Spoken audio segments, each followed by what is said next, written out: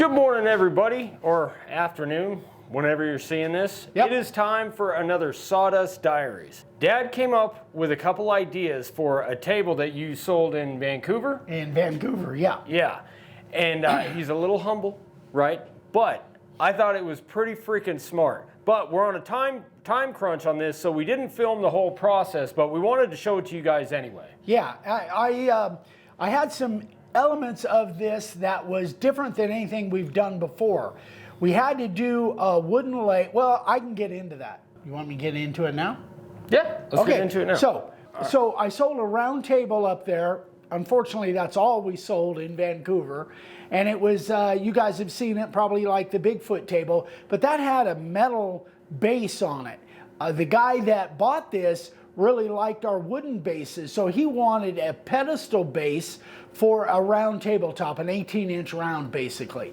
So I had to kind of figure out how to do that, because we have been, we've been doing these double legs underneath our tables, that's fine, but I had to come up with a single version of this that would be good. And the other thing was, it's 42 inches tall. Well, it's about 40 inches tall, and it had to be nice and stable. It's not going to hold a lot of weight. It's just going to have paperwork done on it, but it still needed to be stable. So I had to come up with a pedestal version of our double leg setup. And this guy was a vendor at the show. He needed also another element, makes it even more complicated. It had to all break down and be able to pack and go from show to show and not be big and bulky. So I had a lot of different issues, a lot of different elements that I had to put together in this table. So that's what we're going to go over. So here's what I came up with as far as the pedestal goes.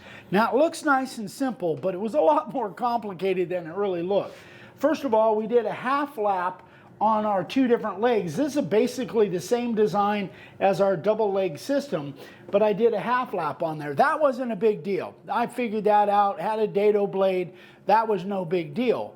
The big deal was the fact that this thing is so tall that I needed it to be substantial, so I had to drill holes, and I used 3/8. In fact, I put it over here. Hang on.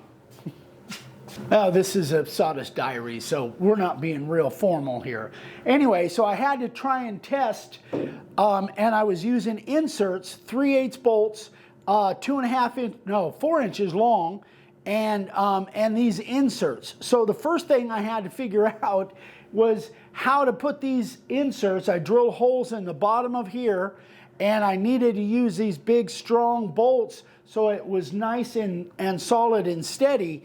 And I'll tell you what, drilling straight holes into this 4 inches deep is not that easy to do. What I ended up doing was actually setting up my floor drill press, but I had to modify it in order to make it deep enough that I could get this whole post underneath there. And we'll show you that in a minute. The other problem that I had that I was testing with was these inserts. Because of the way they're designed, you're supposed to drive them with a, I don't know, maybe they make a special driver for this slotted insert. This slotted insert, maybe they make a special driver for it, but it's not something I had, and we didn't even have the right flat screwdriver in order to drive this. We had some big screwdrivers, but they just wouldn't work for this. So I actually found something. Again, it's just, you got to use what you got. I found an actual hinge that ended up being perfect. I ground it down a little bit, ended up being perfect with a little handle to drive these things and screw them in straight. That was one thing that I came up with. But the real trick was getting and drilling these holes straight. We bought a little apparatus, what was it? Milescraft. Milescraft, yeah. We bought a Milescraft thing to drill holes straight, but because these were on the corner of here, it didn't work really well. So that's why I had to use the drill press, and I modified it, and it ended up working, but it was a bear. So if you look at the end of this, it's got two big old bolts going 4 inches all the way up in there, And then the post itself had some splits, so I did some Starbond fill on there, which looks all right. So that was the big thing, was this. Then I had to figure out, okay, this thing comes apart, and that's good, all of that. Now I had to figure out how to put the top on there and make it nice and stable, but also be able to tear down and move easily. So this is what I did here. Here's the tabletop, by the way. This is the Kokanee Cowboy out of Oregon, who does guided fishing trips on lakes up there and catches kokanee salmon. So this is his logo. What I came up with basically is a box on the back, and I put some inserts in here for these little screw eyes. Then those will actually clamp right onto the post on both sides. So it goes on and off nice and easy. And then I attach this here so that stays where it's at because I glued and screwed that. But that makes it fairly compact and will tear down, and he won't have a whole lot of room in order to put this thing together. So here's what I had on my drill press, on my floor drill press. This is the drill press that I use for modifying the housings on the routers, the router housings when you guys send them to me. That's a 2-inch hole saw. But anyway, so I wanted to find a way that I could use this drill press. The problem is that the gear on this drill press only goes down so far, and this post was way too long in order to have this in the way. It doesn't drop down far enough to where I could drill this post. And drilling it by hand, a 4-inch hole, and having it perfectly square is almost impossible. So here's what I found out on this drill press, and literally I've had this thing for a decade, and I just found this out.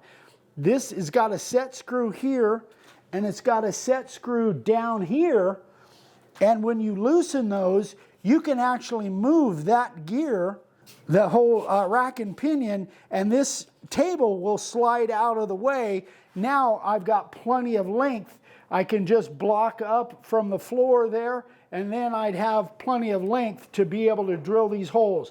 I found out that I had plenty of throw on my drill press to drill deep enough, but I just needed this out of the way, and I didn't want to completely take this apparatus apart, which I'm not sure I could anyway. But once I slid this gear over to the side and got this table out of the way, then I could put my post in here, block it up from the bottom where it was right, and be able to drill my holes perfectly square up and down.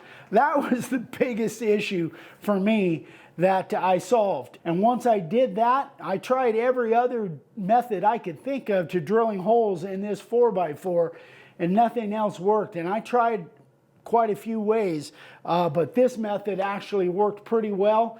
So I'll keep that in my mind if I ever have to drill more long holes and square. And if you guys have a drill press like that, that's something that you might take into account. If the table doesn't go down far enough, you can just swing it out of the way, hopefully. This is just a cheap drill press that we got from Harbor Freight. It's a Central Machinery. Anyway, that's what I discovered on that, and that allowed me to put my bolts in there and make this thing nice and solid and steady. So I'm pretty happy with that.